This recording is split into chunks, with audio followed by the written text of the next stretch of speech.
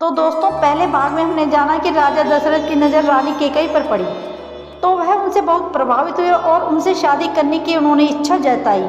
किंतु रानी कैकेयी के पिता को यह मंजूर नहीं था, क्योंकि राजा दशरथ पहले से ही शादीशुदा थे। फिर अश्वपति ने राजा दशरथ से एक वचन मांगा कि रानी कैकेयी का पुत्र ही अयोध्या का उत्तराधिकारी बनेगा। और उसके बाद आगे की कहानी शुरू करते हैं। राजा दशरथ की पहली पत्नी कौशल्या का कोई पुत्र नहीं था, तो उन्होंने ये वचन ऐसे ही दे दिया। उसके बाद अयोध्या के राजा दशरथ से रानी कैकेयी की शादी हो गई, किंतु शादी के बाद भी वह मां नहीं बन सकी। इसके बाद राजा दशरथ की शादी सुमित्रा से हुई, जो कि काशी के राजा की पुत्री थी। वह भी मां नहीं बन सकी। इसका परिणाम यह निकला कि राजा दशरथ पिता नहीं बन सकते थे। राजा दशरथ के कोई भी पुत्र न होने के कारण वह बहुत दुखी रहते थे। उसके लिए एक बार एक यज्ञ का आयोजन किया गया, जिसके बाद रानी कौशल्या का सबसे बड़े पुत्र राम हुए। उसके बाद रानी कैकेयी का पुत्र भरत हुआ और फिर रानी सुमित्रा को 2 पुत्र की प्राप्ति हुई, जो कि लक्ष्मण और शत्रुघ्न थे। इस तरह राजा दशरथ को 4 पुत्रों की प्राप्ति हुई। रानी कैकेयी राजा दशरथ को सबसे प्रिय पत्नी थी। राजा दशरथ कैकेयी के सौंदर्य के कायल थे। कैकेयी सौंदर्य धनी होने के साथ साथ युद्ध कौशल की भी धनी थी। वह राजा दशरथ के साथ युद्ध में भी उनका साथ देने जाती थी।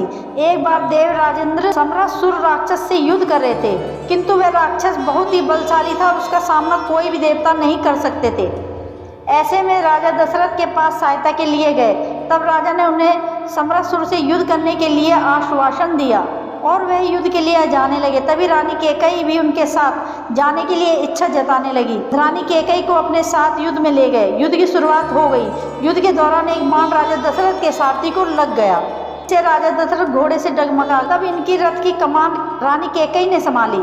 वह राजा दशरथ की सारथी बन गई। इसी के चलते उनके रथ का एक पहिया गड्ढे में फंस गया। असुर राक्षस लगातार बार वार कर रहा था, जिससे राजा दशरथ बहुत ही अधिक घायल हो गए।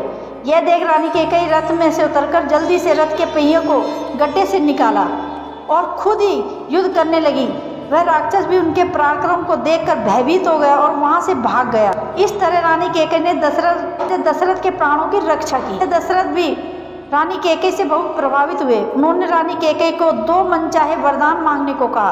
तब रानी कैकेयी ने राजा दशरथ से कहा कि उनके प्राणों की रक्षा करना यह तो मेरा कर्तव्य है। तो राजा ने उन्हें फिर भी वरदान मांगने को कहा। तो रानी कैकेयी ने कहा कि अभी मुझे कुछ नहीं चाहिए। इन 2 वरदानों की जरूरत कभी भविष्य में पड़ेगी तो मांग लूंगी।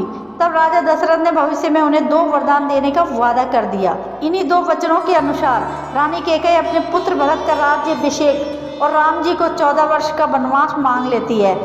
यही वनवास पूर्ण रामायण का आधार है। तो दोस्तों, अगर आपको वीडियो पसंद आई तो वीडियो को लाइक करें और कमेंट करके हमें ज़रूर बताएं कि आपको वीडियो कैसा लगा।